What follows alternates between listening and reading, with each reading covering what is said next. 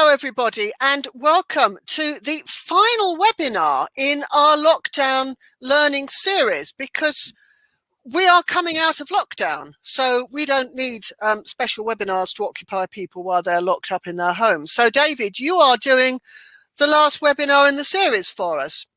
Wow, an honour. It is, and you are. It's actually the first one that we've talked about, which is specifically on letting agents. So that's going to be very interesting. So I think you remember how to move the slides back and forward. So yep. I'll just pass it over to you, David Cox, ladies and gentlemen. Ladies and gentlemen, well, thank you very much. So the way I was planning on doing this, and Tessa, please feel free to disagree with me, but the topic was kind of the five things that the pandemic's changed forever in letting. So I kind of got a few key points I think have changed the industry and certainly changed the way we think about ourselves as a result of lockdown. And this industry hasn't always been the fastest to move, but we're used to quite a lot of change, and therefore I think this has been a catalyst for probably 20 years of evolution of the industry has happened in a matter of months, much of which I would say is probably for the better, and there are learnings that we can take from it. So Tessa, how about I go through some of these? If people have got questions, I'm happy to pause as we're going along if you'd like, otherwise we just keep going. What do you think? That's fine. I mean, if you've got any questions, pop them in the chat box, and maybe I'll chip in and ask them to you, David, so that you don't have to keep an eye on the chat box. Cool. Or perhaps, stop at the end of the slide. I mean, you've only got a couple of slides, haven't you? So yeah, exactly. Just okay. So I suppose these are the first three, I should say, and I would say I think the most important. And certainly for me, the most important is actually attitudes, and attitudes both within the industry and of the industry. So speaking to landlords, speaking to letting agents over the last 12 months, let's start with actually the industry itself. And I remember when I was working at Arla, my very first president, a lady by the name of Valerie Bannister, said during her inaugural address as Arla's president that lettings had finally been let out, and that was when Arla's membership overtook the size of the National Association of Estate Agents, the organisation's sister body for sales agents, and lettings had always been kind of seen as the little cousin, the second best of the property industry. Whilst I've always disagreed with that particular view, and I think they are both equal. I think last year, when we hit the pandemic, we went into lockdown, the market was closed, lettings really shone through, and it was what kept businesses going. And you didn't get the bumper amount of a sales commission coming in on a regular basis. The sales market was closed. It basically stopped, and the pipeline had to rebuild once the market was opened again. But for the lettings, it continued churning along. It kept businesses going during those very, very tough months of lockdown number one, like this time last year. And I think it made a lot of business owners who had been estate agents and sales agents for their careers really start to realise how important lettings actually was to them, and to their business, and to keeping it afloat.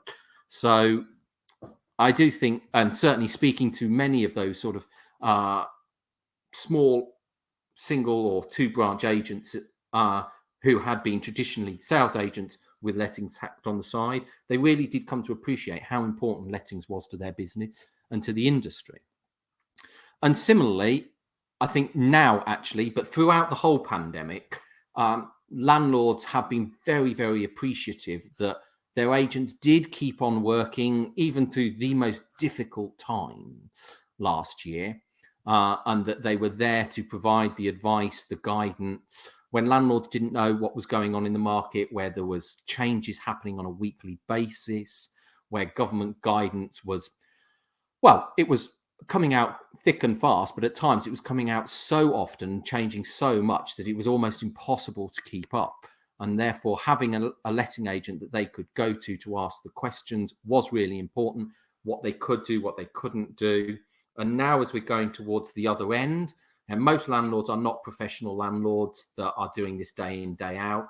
It is their retirement, their pension, their nest egg.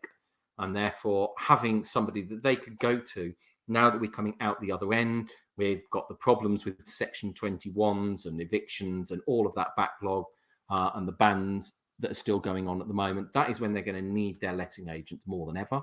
And it's when agents can really shine for their landlord clients by being completely on top of everything that is going on. It's why people are listening to this webinar right now.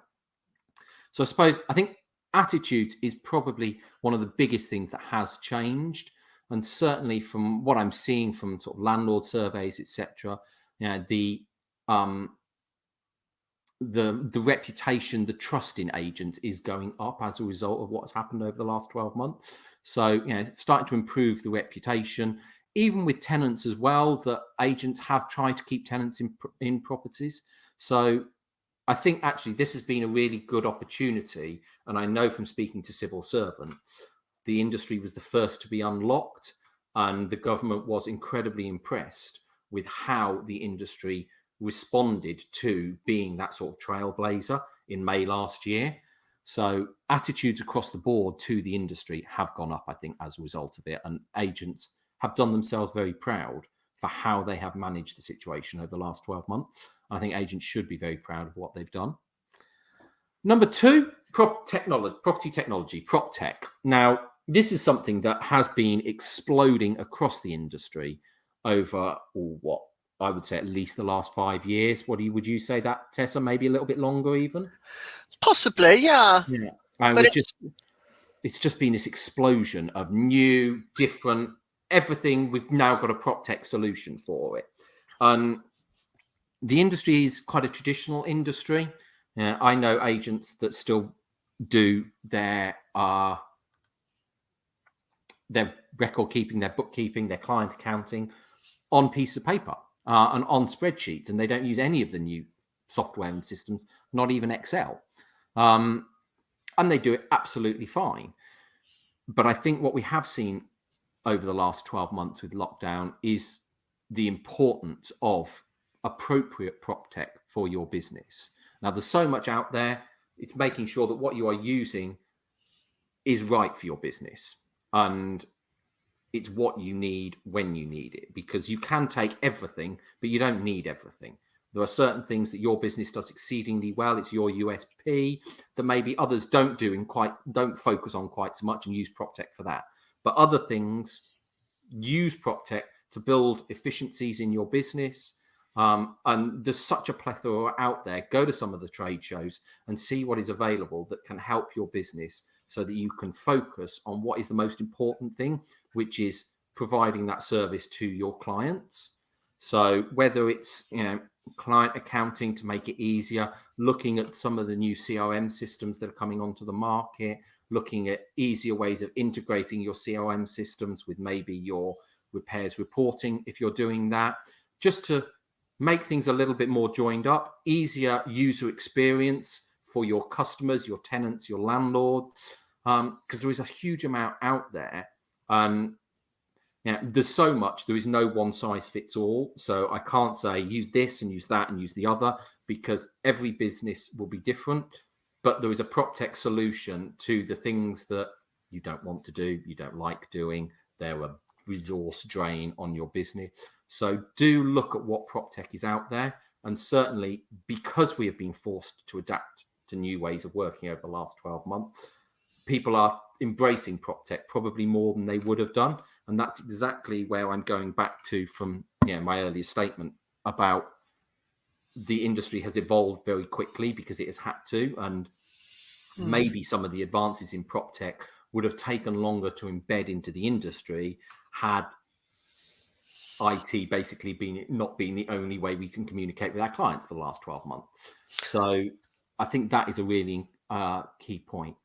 We've had a question asking about comm systems. Yeah, so it wasn't comm, it was CRM. It's customer relation management. Yes, thank you. I managed to forget what it stood for. Yeah, it's the software systems that keep the businesses running, basically. I mean, I've been using customer relationship management system called Infusionsoft since 2012, and it's been fantastic. I mean, it helped me run my business. It stopped me having to employ an extra member of staff. They just save you time. Yes. So, and there are obviously some that are very specific to the lettings industry. Repit, Dupix, Alto, Vibra. My mind's just gone blank. I can't think of any others. But there are many different systems out there, all that do it in a little bit slightly different way. But it's what's right for your business.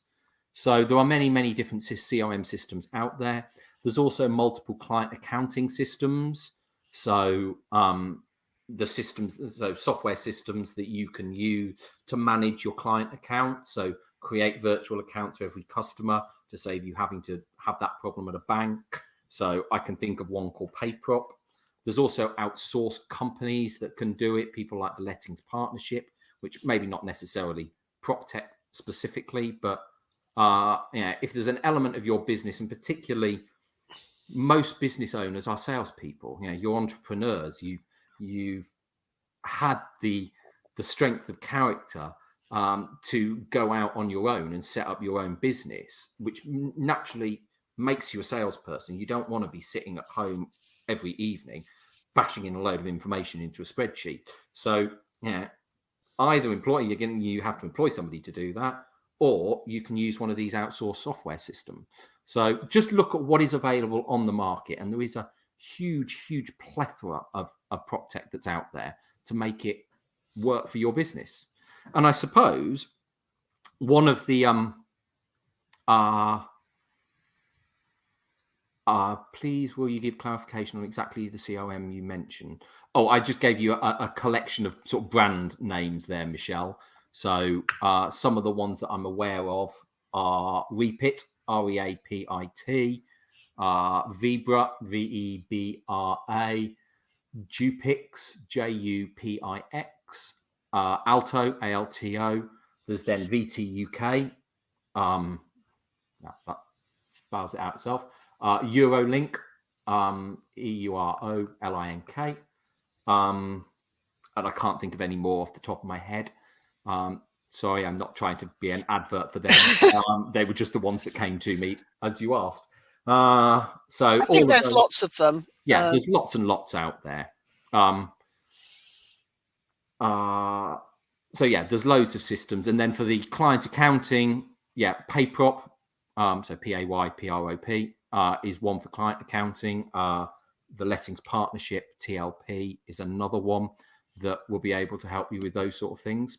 So yeah, and to be fair, Rightmove itself is technically a PropTech company. We were one of the very first PropTech companies, as we provide an online listing service. So yeah, we were one of the very first entrants into the PropTech world, if not possibly the first. And I suppose that's a good segue from PropTech onto viewings. And I think viewings have been a real game changer. And I've put down here the personal touch versus online viewings. Now, I remember talking to thousands of letting agents during late 16, 17, 18, and early 19, as we went from the announcement of the tenant fees ban to the tenant fees ban actually coming into force, about how are they going to deal with it. And one of the suggestions that I'd come up with, and I just kind of threw it out there for the industry, was, well, don't you want to try and find a way of reducing the amount of viewings that you have to go on? That's a huge cost to your business in time and manpower to actually get people out to do those viewings. We were talking earlier in the week, Tessa, on safety aspects. Absolutely, yes. Individuals. And the response I kind of got back from the industry was, well, they're our customers. We want to make sure that we're providing an excellent experience. So yeah, we'll have half a dozen wasted viewings for every one where we get the tenant, but it was almost, that's the price we pay. This is what we do, which is, by the way, a perfectly reasonable, understandable, and very logical answer to give. And I kind of respected that. And so when the tenant fees ban came in, agents kept on doing what they were doing before. And they found other ways of mitigating the losses that they had as a result of the tenant fees ban. But then shortly after, during the transition period for that ban, we ended up with the pandemic and the lockdown and agents not being able to do that. And therefore we were forced to this kind of online viewings model. And what I have seen is a lot of agents, even once the market was reopened, are using the online viewing now as a way of whittling down everybody to the select few that they then take on the physical viewing. Some agents are even taking the holding deposit before showing the property to the tenant that is effectively, they've now got right of first refusal once they paid the holding deposit, because of course you can only take one holding deposit at a time. And therefore the online viewings, and I know it's something that Rightmove, and I know the other portals as well, really moved as fast as possible last year to develop and deliver online viewing platforms via the portals themselves, and they are being used in their droves. Almost what was the slow increase in the use of floor plans, and it's really taken a decade for floor plan. Try that again. Put the teeth back in. It's taken a decade for floor plans to become the norm. I remember, going back to when I was buying my first flat, trying to find a property that had got a floor plan. There was only a couple of agents that were doing it, and that was 10 years ago. You look on any of the portals today, everybody's got a floor plan. And we'd started to see some online viewings last year, but it's just exploded since then.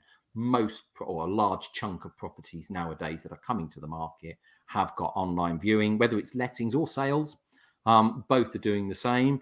And I think it is driving a bit of business efficiency because less time out of the office going on viewing. They're doing the initial view.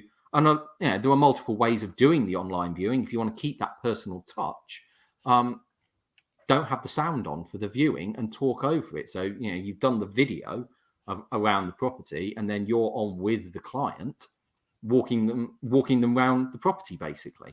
So you would say what you would normally say if you were there in person. You're just walking around. You pause the video to talk about a feature like you would pause a walk round. So it's not just a speaking over that video and just playing them a video, and if you want it, let me know. You can do it pretty much in the same way that you would do a normal viewing, a normal in-person viewing.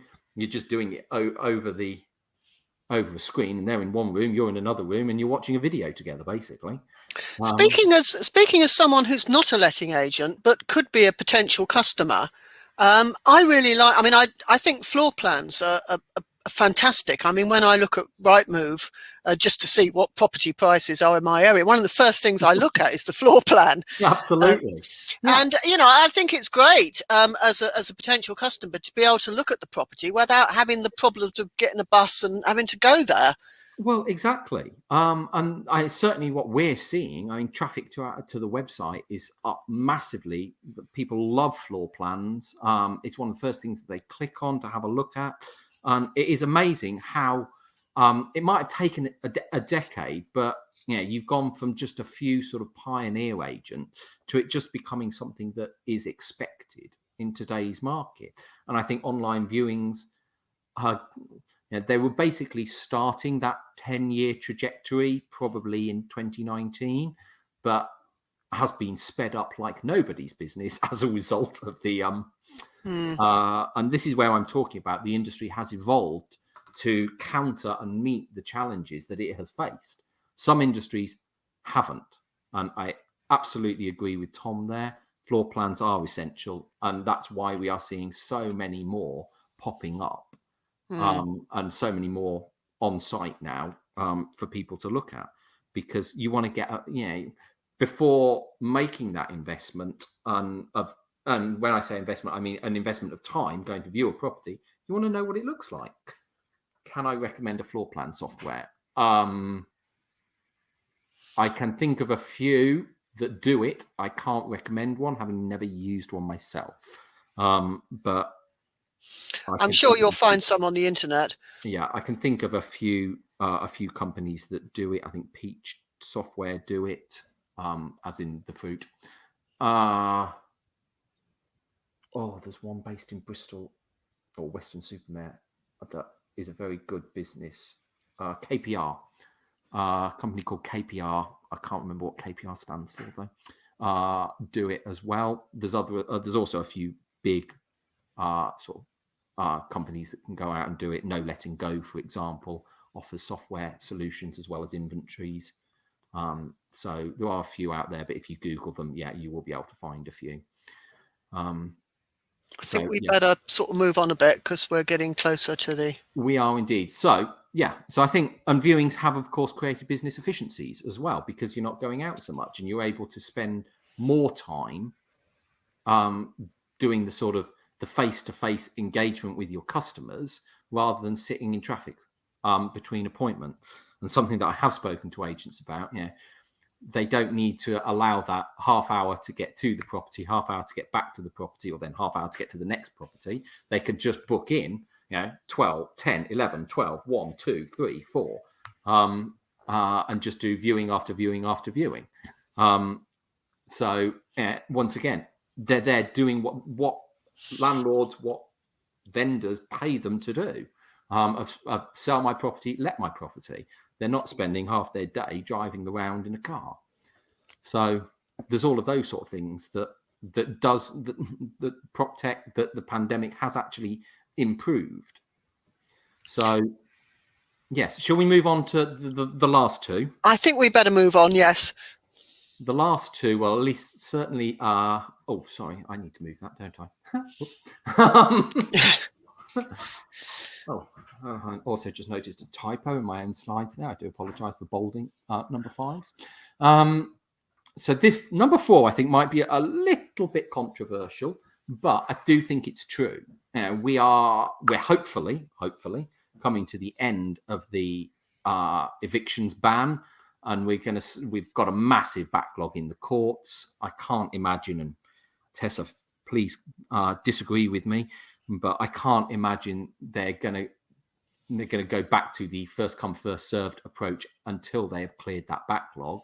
I suspect not.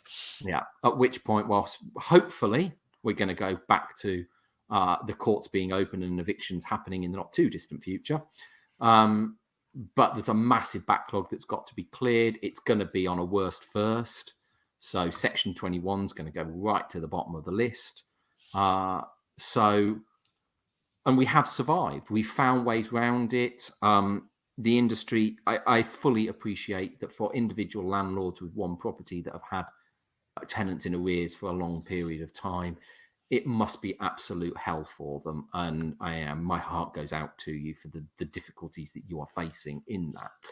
But as sorry, go on, Tessa. I'm just saying that they seem to be a smaller proportion than I think anybody expected. Yeah, and I understand that the actual arrears overall tend to be less than people thought, although of course there are some landlords who have horrendous arrears. Exactly. And for those individuals, it's a horrible situation that you find yourselves in.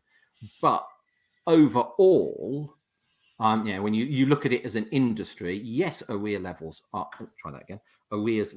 up, but they're nowhere near as bad as people were expecting, people were predicting.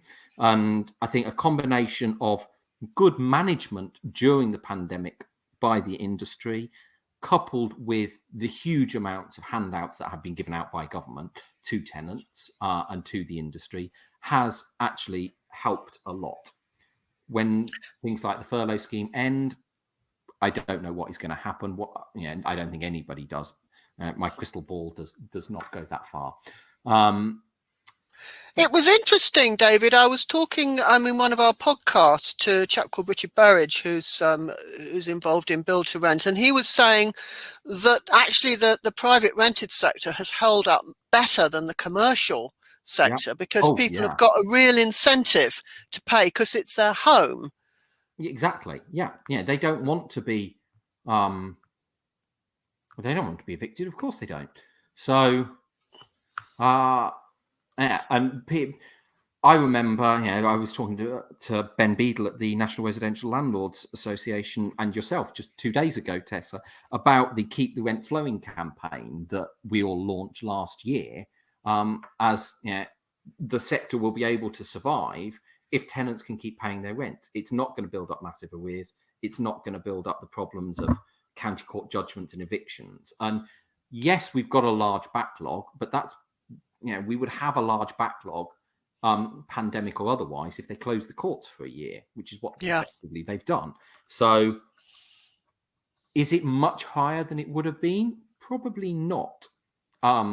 If they'd have closed the courts in March 2019 rather than March 2020. So I think that does show the resilience of the industry. It also shows that we are able to survive without Section 21. Now, I know I've been campaigning for a long time about the whole, if they're going to get rid of Section 21, that they've got to beef up Section 8 and they've got to sort out the court system and the court processes and move things online. I think actually the pandemic has helped that because that's what they've had to do. Yeah. So, a lot of my arguments, you will be familiar with PCOL, Possession Claims Online, the notoriously awful website that landlords have to use. Let's get that sorted so that when landlords can do the whole process through that system and bring it into the 21st century. Stop landlords from being able to make silly mistakes like putting the wrong date on a Section 21 notice. Let them be able to serve the Section 21 notice through the system so that you've got it all in one place for when it gets to the court process. And it's things like that. We can make it government can make it a lot easier and a lot faster for the courts because it reduces the number of adjournments and cases being thrown out because forms haven't been filled in correctly. So, there are lots of things that can be done in this space.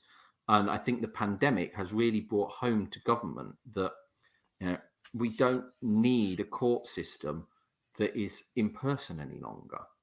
Let's utilize the technology of the 21st century that we live with day in, day out, that has kept the economy going over the last 12 months where we haven't been able to do it physically, that's kept the courts going for the last 12 months where they haven't been meeting physically. Sort of. There's probably a whole 1 hour webinar we could have on that, but I think probably as it's getting close to the hour, we'd better move to point 5. Yes. And the last one is just, the industry has shown that whilst we have been used to changing laws day after day after day, month after month for 15 years I've worked in this sector, there's only been a handful of commencement dates where we haven't had new laws, and we've always been very good at it. But large scale change has always been a bit challenging. And the tenant fees ban, there was a huge amount of worry. There was a lot of heads in sand for a long period of time. And things like Section 21, the evictions ban, or the ban on Section 21, ROPA, the industry is worried. But the last 12 months has shown that we don't need to be worried about it.